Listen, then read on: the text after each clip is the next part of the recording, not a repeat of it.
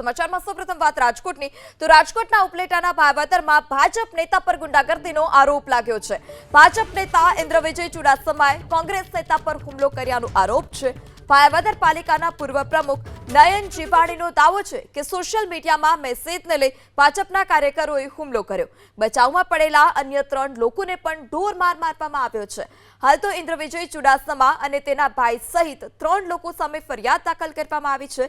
ઇન્દ્રવિજય ભાજપના જામકંડોના વિધાનસભા લઘુમતી મોરચાના પ્રભારી પણ છે। આ સમગ્ર ઘટના સીસીટીવીમાં પણ કેદ થઈ હતી। ત્યાં પાન પાર્લરમાં લાગેલા સીસીટીવીમાં આ દ્રશ્ય પણ કેદ થયા છે।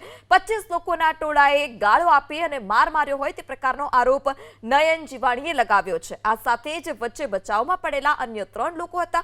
3 લોકોને પણ ઢોર માર મારવામાં આવ્યો છે। જ્યાં પાન પાર્લર અને ત્યાં સીસીટીવી લાગ્યા હતા અને તેમાં આ સમગ્ર ઝપાઝપીના જે દ્રશ્યો છે તે પણ કેદ થયા છે।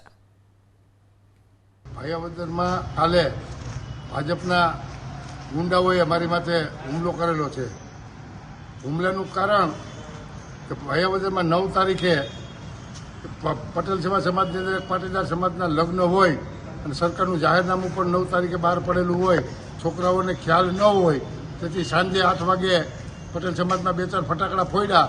તો એ બાબતે કોઈ લોકોએ એસપી સાહેબને ઉપર ટ્વીટ કરીને જાણ કરેલી અને પ્રસંગ બાબતની મિટિંગમાં આ ફટાકડા બાબતમાં હું કે ચિત્રમાં પણ ન હોઉં કે ન હોય, મારો દીકરો અમન આ પ્રસંગમાં હોય, એને એનો મિત્ર 2 સ્વેચ્છાએ હાજર થયા। પ્રસંગ ન બગડે એટલે મિત્રતાના ખાતર પોતે હાજર થયા, પોતે ફટાકડા ફોડેલા નહોતા, નિર્દોષ હતા। પોલીસને પણ ખબર છે, ગામ લોકોને પણ ખબર છે। તેમ છતાં આ લોકોએ આની અંદર રાજકારણ કરી અને વ્યક્તિગત મારી વિરુદ્ધ મેસેજ નાખી અને આ મેસેજ ખોટા હોય। મેં એને 2-3 વાર વિનંતી પણ કરેલી કે ભાઈ આની અંદર હું ક્યાંય નથી, તમે આખી સત્ય હકીકત જાણો પછી મેસેજ નાખો।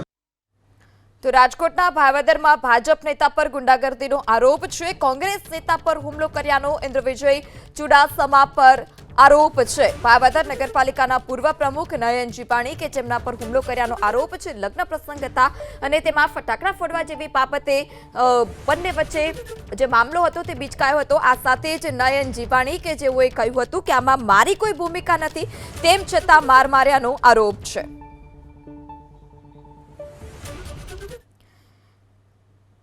ઉપલેટાના ભાજપ શહેર પ્રમુખ ધવલ પટેલ પણ આપની સાથે જોડાઈ ચૂક્યા છે। જે ધવલભાઈ, સમગ્ર મામલો સામે આવ્યો છે, શું સમગ્ર હકીકત? કોંગ્રેસ નેતાએ આરોપ લગાવ્યો છે કે ભાજપ નેતાએ ગુંડાગર્દી કરી। ભાયોદર શહેર મહામંત્રી હાર્દિકભાઈ રાવલ છે, એમને જાનથી મારી નાખવાની ધમકી છેલ્લા 24 થી 36 કલાક થયા એ લોકો આપતા હતા। બ્રહ્મ સમાજના દીકરા છે, બ્રહ્મ સમાજના પ્રમુખને વારંવાર ફોન કરીને જાણ કરતા હતા કે તમે એને કયો જાહેરમાં માફી માંગે, નકર અમે એના હાથ પગ તોડી નાખશું। એવા અલગ અલગ સમાજના વડીલો પાસે એ લોકો ફોન કરાવતા હતા અને જે તે સમયે આ ઘટના ઘટી ત્યારે અમારો કાર્યકર ત્યાંથી નીકળ્યો હતો અને એ કાર્યકર સાથે એક બીજો મિત્ર હતો, એને નયનભાઈ પાસે વર્ષો જૂના પૈસા લેવાના હતા।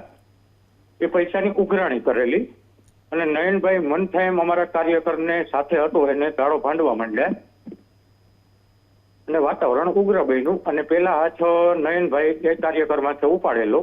પછી સમગ્ર વાતાવરણ તંગદિલ થતા થોડો માણસોનું ટોળું એકત્ર થઈ ગયું અને વાતાવરણ થોડુંક તંગદિલ બન્યું।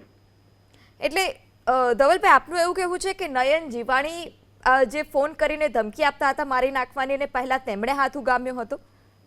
હા, જે તે સમયે છેલ્લા 24 થી 36 કલાક થયા અમારા મહામંત્રી શહેરના છે એને એક મેસેજ વોટ્સઅપની અંદર વાયરલ મેસેજનો જવાબ આપેલો।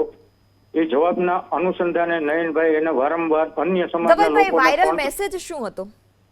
વાયરલ મેસેજ પાર્ટીના કાર્યક્રમ અને પાર્ટીના અનુલક્ષી સંધાને આડેસવડા મેસેજનો મારો ચાલતો હતો। આડેસવડા બધે કાર્યકર જવાબ આપતા હતા અને અમારા કાર્યકરે નથી અભદ્ર ભાષાનો ઉપયોગ કર્યો કે નથી કોઈ વિશે ખરાબ લખ્યું કે નથી કોઈ સમાજ વિશે ખરાબ લખ્યું। અને અમારી પાર્ટી અમારા કાર્યકર 18 વર્ષને સાથે લઈને ચાલવાવાળી પાર્ટી છે।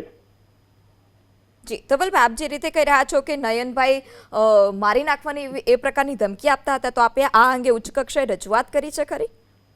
ઉચ્ચ કક્ષાએ રજૂઆત એટલે છેલ્લા 24 કલાક થયા એ જે કાર્યકર છે એને તો એને ફોન નથી કર્યો, પણ એના સમૂહના પ્રમુખ છે હરેનભાઈ ભટ્ટ, એને 2-3 વખત કોલ કરેલો છે કે એ મહામંત્રીને કહ્યું મારી જાહેરમાં આવીને માફી માંગે, નકર હું એના હાથ પગ ભાંગી નાખીશ। જી ધવલભાઈ, અમારી સાથે વાત કરવા બદલ આપનો આભાર. તો રાજકોટના ભાવદરમાં ભાજપ નેતા પર ગુંડાગર્દીનો આરોપ લાગ્યો છે અને આરોપ લગાવ્યો છે કોંગ્રેસ નેતા નયન જીવાણી. ભાવદર નગરપાલિકાના પૂર્વ પ્રમુખ પણ નયન જીવાણી પણ રહી ચૂક્યા છે અને તેમના પર 25 લોકોના ટોળાએ હુમલો કર્યો હોય તે પ્રકારનો આરોપ છે.